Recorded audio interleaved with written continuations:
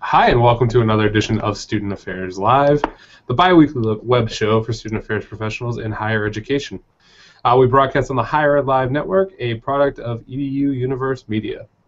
More information on days and times of our shows, such as admissions, advancement, and solo live, can be found available online at higheredlive.com. We'd like to thank our Student Affairs Live sponsor, Campus Labs. We're going to give a little bit more info on them as we go through the show, but thank you to Campus Labs. Joining on the conversation on Twitter by searching and tweeting to hashtag HigherEdLive. I'm your host, Mike Hamilton, joining you from my home at Worcester Polytechnic Institute. Thanks for joining me today. I'd like to thank Thomas Kelley from Rhode Island College for joining us. We're going to talk a little bit about technology advancement, higher education, and unconferencing. Thomas, how you doing? I'm doing great, Mike. How you doing? I'm good. If you're watching at home, you could be a part of the show by asking questions or tweeting at us at hashtag HigherEdLive, at HigherEdLive, or at Mike J. Hamilton. Thomas, Tommy, Tom Kelley, do me a favor and tell me a little bit about yourself, where you're from, what your background is, why we shouldn't call you Tommy. Yeah, absolutely. So my name is Thomas Kelley. I work at Rhode Island College, or the Rhode Island College, in Providence, Rhode Island. I've been here since about 2008. Most recently finished my master's degree at the University of Rhode Island. Shouldn't call me Tommy because my name's Thomas, or TK, which is completely acceptable, but for the point of the today, you can call me whatever you'd like. And yeah, really pumped to be here. Talk a little bit about technology, unconferencing, professional orgs, really. Talk about anything, Mike. Sounds good to me. So when did you start to first use technology to help increase your work functions? I think right when I started. I got an iPhone. I can remember this in July of 2008, and I got my first job in higher education in August of 2008. And it has always been attached to my side, and I've always tried to find different ways to use it. And as we've kind of seen apps develop, mobile technology really evolve, cloud-based services. I've really been trying to integrate it as much as possible since I've started. I think there was a really big boom in social media, which I think a lot of people really have been using. Well, I know a lot of people have been using it. And I've always tried to integrate that into the work that I do. But most importantly, I think trying to find different ways of using technology to kind of educate our students or our practices on our campus has really been important to me. So I would say since the beginning of time, I've tried to integrate technology into the work that I do. So in 2008, you started using an iPhone. What have you progressed to now? What are you using at the moment? I'm still rocking an iPhone. I rock an iPad still, not as much as I used to. Mostly because the iPhone fits in my pocket and they're pretty similar in their functions. And I've always been a Mac user. I take my MacBook Pro with me everywhere now, or my iMac when I was using that back in the day, but that doesn't really carry as easily as the laptop. So those are definitely my devices that I'm actively engaged in on a regular basis. Okay, so mobile tech always leads to the question of work and life balance. Are you able to maintain one with your iPhone constantly connected to you? One of the greatest things that has happened to me over the last year and a half is my iPhone was causing too much bandwidth on the webmail service that we use on our campus, so I no longer get email directly to my phone, which has made a lot better work-life balance, especially with that connection to your work 24/7. So it's been a little bit better since then. It's not the best. I couldn't write a book on it, but I think that's something with technology most professionals will always struggle with. With cloud-based services, with login features from distance. It's really easy to be engaged in the work that you do at any moment without really needing to be in the office. Or if you work in residential life and you live where you work, it's either across the hall or down the stairs and you're in your office. So we've worked together for a while. I've known you for a while. You are someone that doesn't necessarily have the largest budgets to work with, but you're creative. So what have you done to kind of cut down on costs or find low-cost options to make your work happen every day? I think it's important to kind of explore what's out there and to know exactly what you need your technology to do for you. I can kind of think back to when we do something called we do like a traveling roadshow to kind of educate our students on housing selection. We use an online housing selection module, and for our first year or our incoming students, it's important to kind of educate them on how to use that process. And back in 2008, the big thing was, let's do a PowerPoint presentation. Let's walk around building the building, and let's just do screenshots and take students through exactly how to use this. And over the years, it's sort of evolved to doing. We used to do something called Zipcasts, which would let us do live broadcasts of presentations, or even learning how to do some video step-by-step tutorials has been very, very huge, to the point that we put out a video every year on actually how to do a walkthrough of the housing selection process and how to use the system. And it allows us to really take some free things or some really low-cost things and some skill sets that we have, whether it's video editing or screenshots, things like that, and kind of expand them and to share them with our students. I think the advancements in cheap cloud-based services has really assisted with doing things. I think about the evolution of the duty phone. It used to be, probably a backpack with some binders that had different rosters and different schedules and different numbers and a bunch of keys. And now we're at the point where we have a card that swipes into everywhere, and a smartphone that has Dropbox that's connected to everything that we're going to need. So a lot of low-cost things that can really increase our efficiency in the workplace. So where do you put data security when it comes to student information on the cloud? What is your campus philosophy or your philosophy on that? Personally, I nothing more than the bare minimums of what you need. I would never put any sort of anything that we wouldn't really share with anyone else. I wouldn't really want to put out there. If someone's going to call on the phone and ask for some information, if we wouldn't tell it to them, then we wouldn't really need it. So I think the certain constituents on our campus that need that information already have readily access to it, and for us, for the day-to-day operations, that really basic information, names, where people live, things like that. Okay. So what do you think? Are there ways to collect information from students that you can do that without necessarily, because a lot of the big pushes, especially in housing, is buying large housing management systems, and if you don't have that budget, what are some ways that you can kind of get around collecting information and doing that? It's a great question. I've always tried to figure out the hack, I guess, for those housing management systems, whether it's your basic student profiles or keeping records of things like that. I think the advancements that Google Docs, Google Drive has really made has been some clever ways of collecting information and being able to share it. I think the advancements in blogging, WordPress blogs, integrating BuddyPress, different things like that, can allow you some easy hacks to kind of create that same thing. I haven't really figured out the exact how you would log in and select your room and all that stuff yet, but I think there's some ways in really collecting information and keeping it really organized that can transfer into a lot of the things that you already use, whether it's some sort of Excel or something like that. So any sort of databasing that you're going to use. So what are some technologies that you really think help to work with people in residence life or in higher ed? Where do you see some of these technologies going in the future? I think for collaboration, the biggest thing is open editing things. I think everyone has used Google Docs at some point in their lifetime. At this rate, I'm willing to pretty closely say that, or they've heard about it, or they had a discussion about it. And I think that's one of the greatest ways that we can kind of share information and kind of collaborate together. I think with students, I think leveraging the social medias that they're on is a great way to kind of. I always thought of the online community, kind of how that evolves and how that improves your offline community. So I think figuring out those technologies and making sure that as an office or a department or as a campus, you're already there using those to kind of meet your students.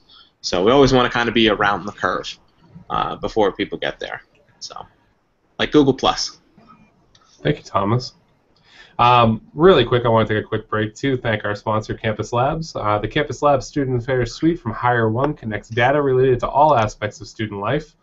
provides insight to guide student engagement experiences, and reveals a direct connection between student affairs programming and student learning, all in support of student-related success. Visit hire1.com/campus labs to learn about how our solution provides the evidence you need to show that student affairs brings the student life side, inside and outside the classroom, together to create a comprehensive student experience. I'm sending out a tweet right now from the @hireedlive.com account with some of this information so that you can go to their site. But thank you again to Campus Labs.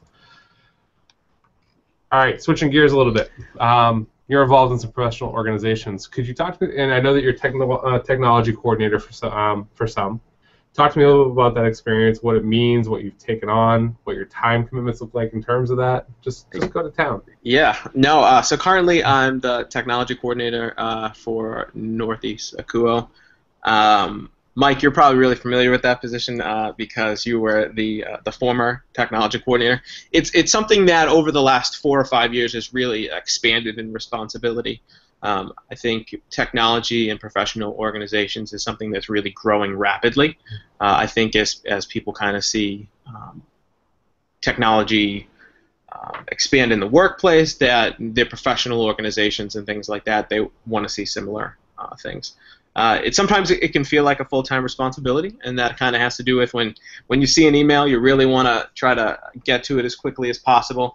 And I think when you work with technology and you're one of the few people who are directly responsible and fully understand exactly what you're working with, that there's a lot of roads that kind of go through you in a way. But it's a great experience. I think professional organizations and the integration of technology into them in the long term is going to really create a lot of lower cost professional development opportunities that really can apply to multiple constituents.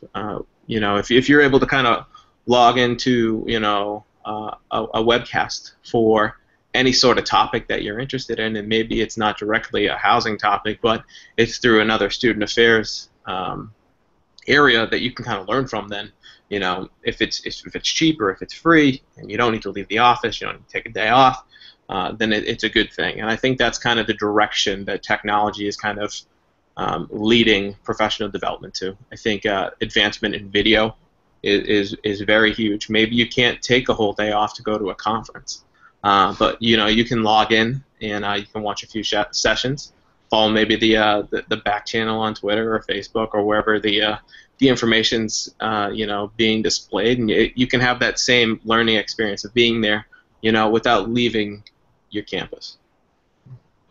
So is technology required for organizations at this point? And what level of technology do they need? For example, I know that with your Akuo organization, you guys have purchased, you work with a company to manage your website. And to what extent do these organizations need to invest in their technology presence? I think when it comes to investing in the technology experience for your organization, it almost has to do with your function, what you actually need. I think a lot of the times we see these really nice, flashy things that we want, but we have to think about the learning curve of our organization's members and our future members, and to figure out, is this something that we really need, or is this something that's pretty much just in the moment? So it's really tough to know what to invest in and what not. I think anything that's going to create more efficiency in the work that we do is worth exploring. And I think if you can find that it applies in multiple areas and you can make things work in multiple ways, then it's a positive investment. I think anything that helps you kind of manage your funding, your registration, the ability to take information down, I think that they're always worth investing in. I think having that information organized and in an efficient place makes the work that you do easier in the long run. Okay. So I know, moving on this tech movement, you have taken on a responsibility for the summer. Do you want to share what that responsibility is? Yeah, absolutely. So this year I will be chairing the SA Tech Boston Unconference, which is very exciting, to say the least. I'm stoked to be able to be a part of it in such a major way. So you've taken the reins from Ed at this point. You've been to a couple unconferences in your day. What is moving forward, unconferencing is it's been a movement. It's been across the country, multiple unconferences, but Boston was where it started. So moving forward, what do you want to see progress? What do you want to see happen? To kind of speak on that, I went to the first one in 11 and have been there ever since.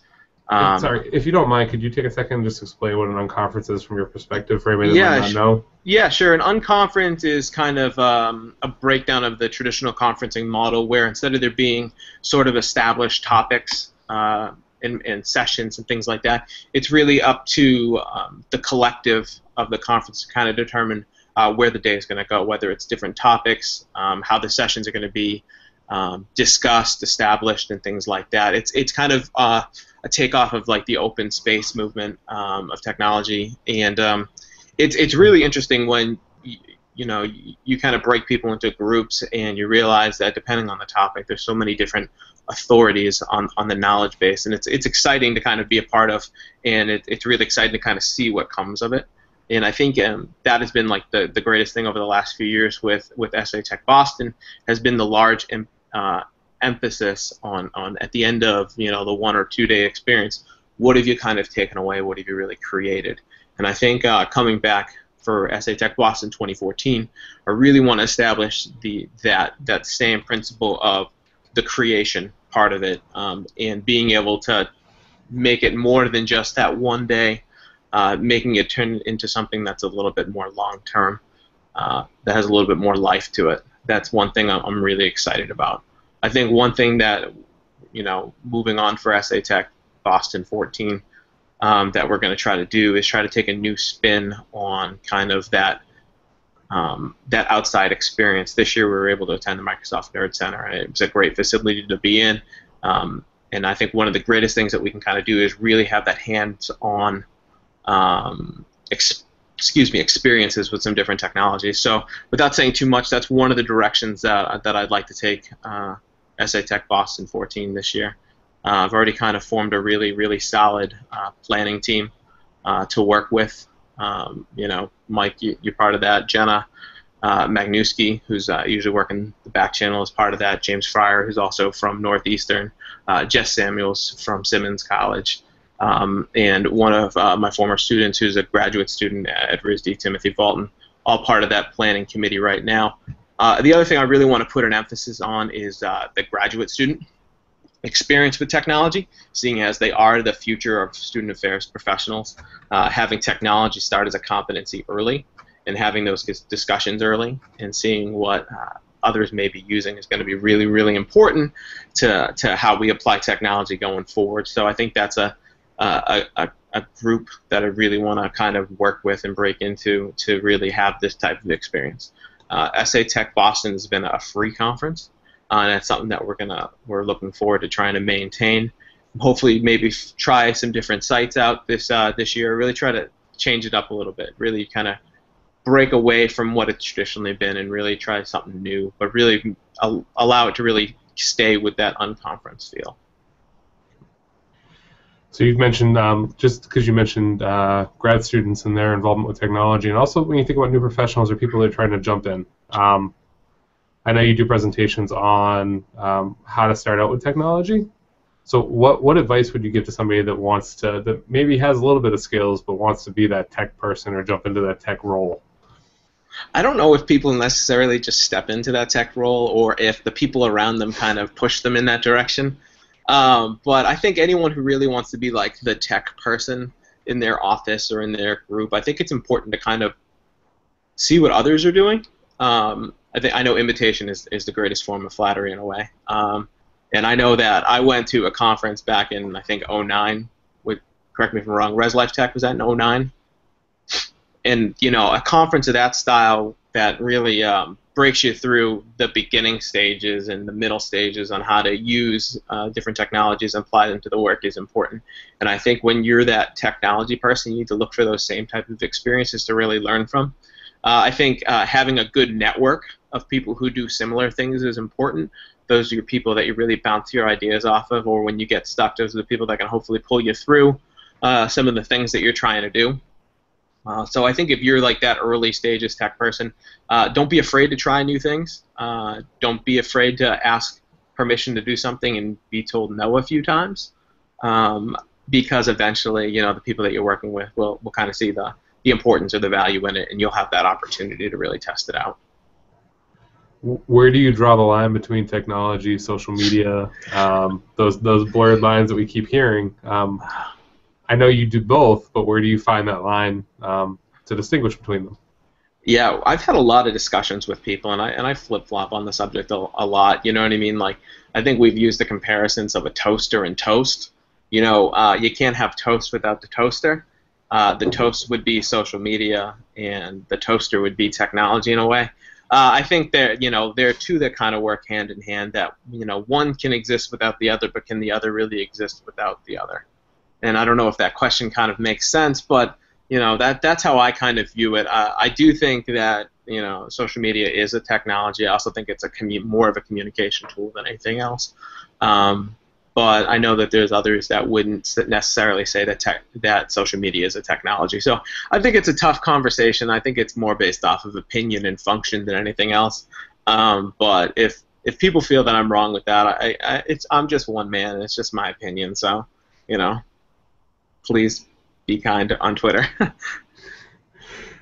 already talked about your iPhone. Is that the piece of technology you could not live without? I think right now it would be my iPhone. I'm waiting for the new one. I know some people have been really, really lucky to get an iPhone 5S. It came out a couple weeks ago. Yeah, I know you got one. I'm still on the wait list for Sprint. I'm hoping to get that and to really reestablish that as my main piece of technology that I can't live without. But currently, it's really been there you go. It's been my MacBook Pro as of late. Especially because of the iMessage kind of built into it. Most of the people I talk to are already on an iPhone, so I'm getting text messages through that, and I can kind of do anything I want, whether it's video, graphics, social media, and because I can log in mobilely to my desktop at work, I can basically kind of do anything from this. So, and they're pretty light now too, which is great. So, I would probably say it's the MacBook Pro right now. Retina, of course, which is the HDMI out that connects to the TV. Great for streaming video. What do you have for tidbits of last-minute knowledge you want to drop? I think a lot of us put a lot of emphasis, or maybe we don't put enough emphasis on the power of video. And I think that that's one thing that whether it's your office, your department, your institution, or your professional organization, that's something that you kind of need to invest some time into and kind of learn it and to see how it can really apply. I'm really excited to work with Niakuo this year, and I know that we're going to make a push to try and expand our video presence, especially during conferences, to really kind of offer that distance professional development experience for free. And I think any time that you can get free professional development, it's worth the investment. And integrating video is one of the best ways that you can kind of offer that. For a lot of people, it's low cost to no cost. Whether it's equipment that you personally already own, or a guy, or your institution will allow you to take some materials out. But if not, if you have a laptop, it's something that you can get started with under $200, and who knows how far it'll kind of pay back in the long term. So I would say don't shy away from video. Would be mine. And the other thing would be mobile technology, I think, is the other thing. Don't be afraid to kind of try that out and see how it works for you. That's especially with the stronger integration of cloud-based services. The power of the phone or mobile device in your pocket is just as powerful, if not more powerful, than the workplace that you sit down at every day. And having that readily accessibility to those things is super important. I can sit down in any of the meetings with any of my paraprofessionals, and I have all the paperwork for them to kind of be able to explore, whether it's event planners or logs or anything like that. And it's very, very helpful for me. It helps me stay organized, and if you're organized, you can be accountable, and that's huge. So looking at technology and trying to use it in that way is super beneficial. Thank you, sir. As always, you dropping your knowledge is great. Thank you. I appreciate you joining us. Yeah. as we're wrapping up, I have some sad/exciting news. This is actually going to be my last show on Student Affairs Live. It has been a great journey from producing for Ed to hosting the show myself over the past couple of years at this point. But due to some family things and some stuff with work and just trying to focus on the next steps for me, I'm going to be stepping away from the show. I can say that the people behind Higher Ed Live will be continuing to do a bi-weekly show. They'll be doing some guest hosts at first, and they'll be finding a full-time host. And I'm excited to see where the show goes. I know that it will continue on. Higher Ed Live just keeps growing, and I know they're getting toward their mission of having some great content out there. I really appreciate it for those of you that have been viewing and watching and following along, and I hope you keep up with the show. Overall, thank you to Thomas Kelley from Rhode Island College. I appreciate it. Thank you. Absolutely. Thanks for having me. I appreciate it. Don't miss SA Tech Boston or any of the SA Tech conferences this spring/summer. All right. And thank you to all of you for watching. I appreciate it, and have a great week.